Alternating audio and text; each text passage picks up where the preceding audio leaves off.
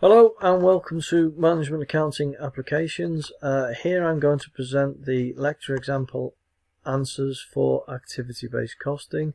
This will be presented as always by Dr. Martin Roberts.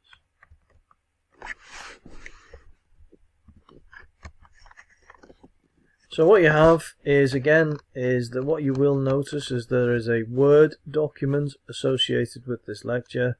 And here I've pulled out the relevant part of the question. What we're asked to do is create, for products A and B, we want to create a total unit cost using OAR, using the traditional costing method of labour hours. Okay, so let's crack on with it. All that we do is that you can ignore a lot of the information because that's more for the activity-based costing that follows. And so all we've got to do is pick out our budgeted overhead divided by our budgeted base. What you should see is that those costs are actually the same cost that you saw in your traditional costing exercise when we were allocating and apportioning costs across various departments in the previous lectures. So the numbers are going to stay the same just to try and help you maintain the ideas and the consistency. So there we go, we've got budgeted overhead divided by budgeted base, so it's 1,422,000 divided by 60,000 hours will give us a OAR of £23.70 per hour. So all that you've got to do is that we only did it for, in the previous lecture we only did it for one product. Activity-based costing questions typically have 2 or 3 products, like the lecture had 3. The answer here is that we're only looking for 2 products. So what we're going to do is that once we know our OAR, we're able to create our total costs and we're also able to create our gross profit.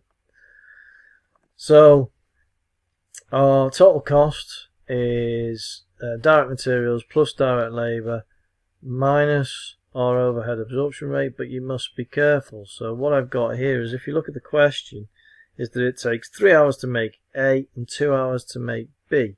So what you do is you take your £23.70 and you multiply it by 3, and same with B.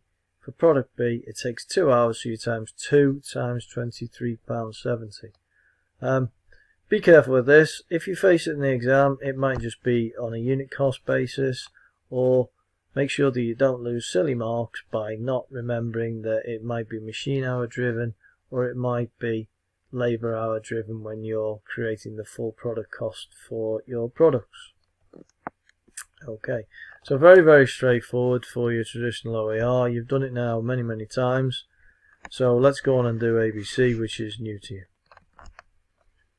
So what you get is, if you look at the second page on the Word document, is that very much what happens in real life is that you will get consultants in, or you will get your management to work for you and start to look at your costs differently.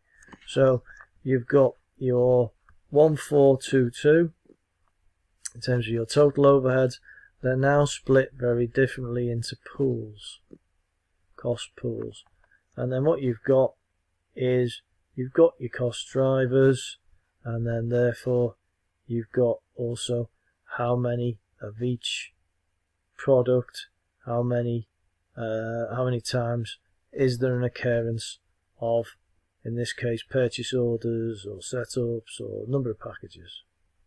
So now what we've got to do is we've got to take all that information and use activity-based costing methods. So the first thing that we do is match the costs, so your cost pools, with your drivers. So there you go. For materials purchasing, the cost is 180,000.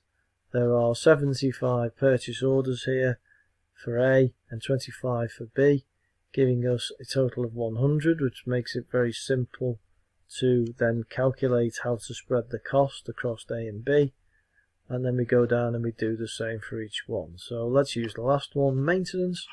The total cost is 287,000 in its cost pool, and in the number of batch runs you've got 200 for A and 50 for B. So again, you would split your costs in proportion to that split. So let's move on.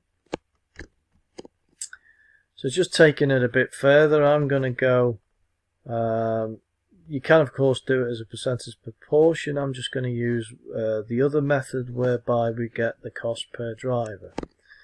So what you will see is, for the first one, we've got a cost of 180,000. We have 75 purchase orders for A, 25 for B. You add the two together and then you divide the 180 by the 100, and that gives me a cost per driver. And we just repeat ourselves. So same for number of setups, same for number of packages, same for number of tests. Okay, there you are. That shows you how I've done it there.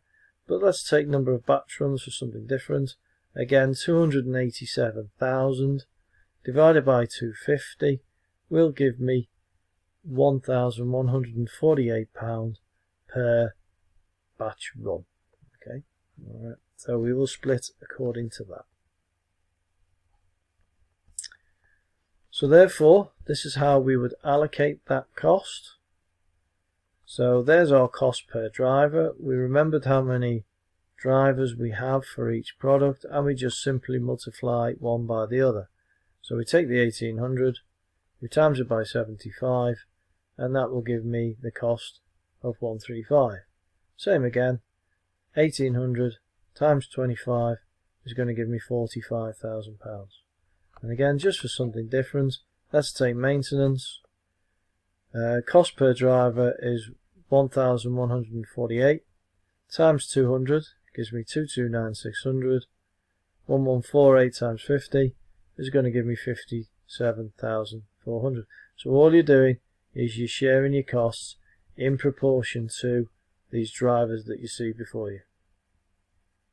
Okay, and you might get thrown by some rather large or rather small numbers, such as packaging, because of the sheer volume of items, but it will all still work the same.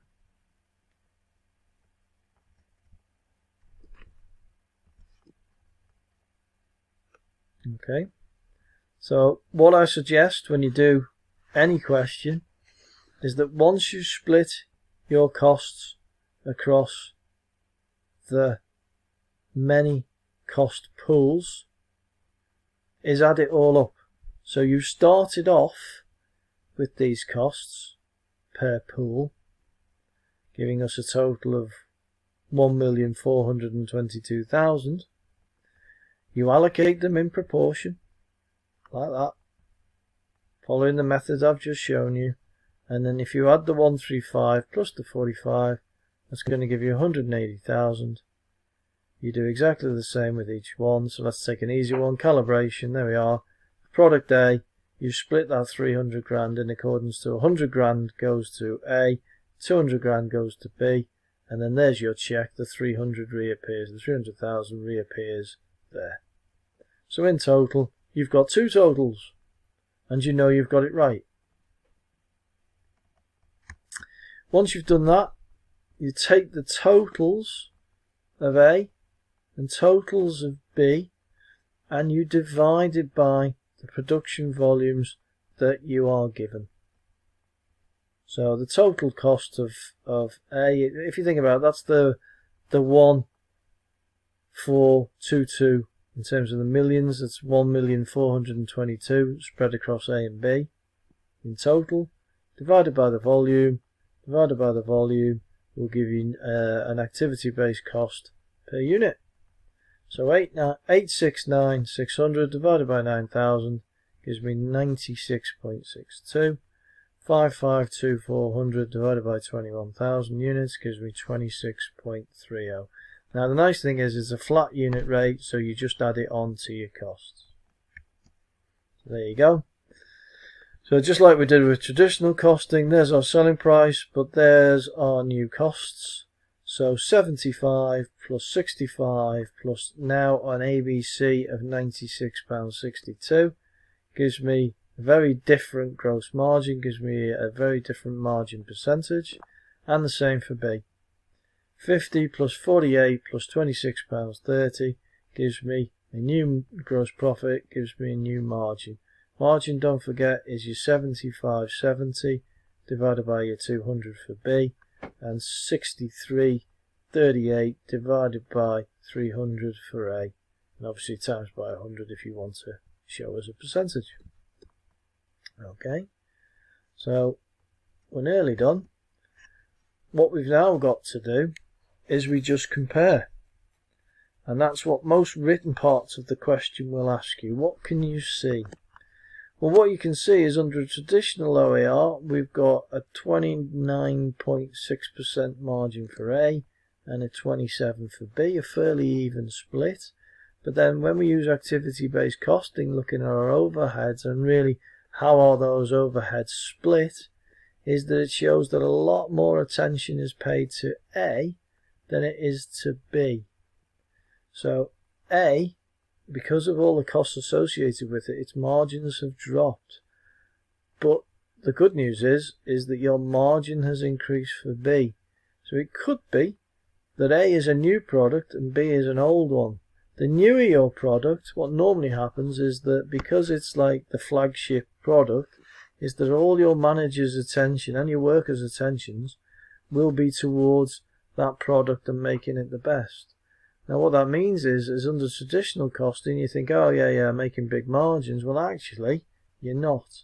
So what that says is you've either got to reduce your costs or possibly you've gone in too cheap and therefore you should have increased your costs to make better margins.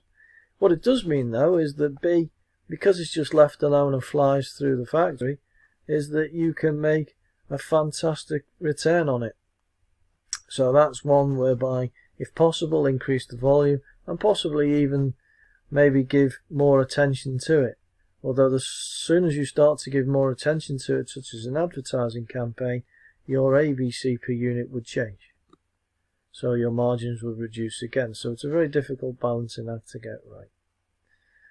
Alright, well that's a very quick whistle-stop tour of activity-based costing and how to do the question. Please go through it at your own time and then have a good go at the seminar questions that we've set for the following week. Okay, take care, bye bye.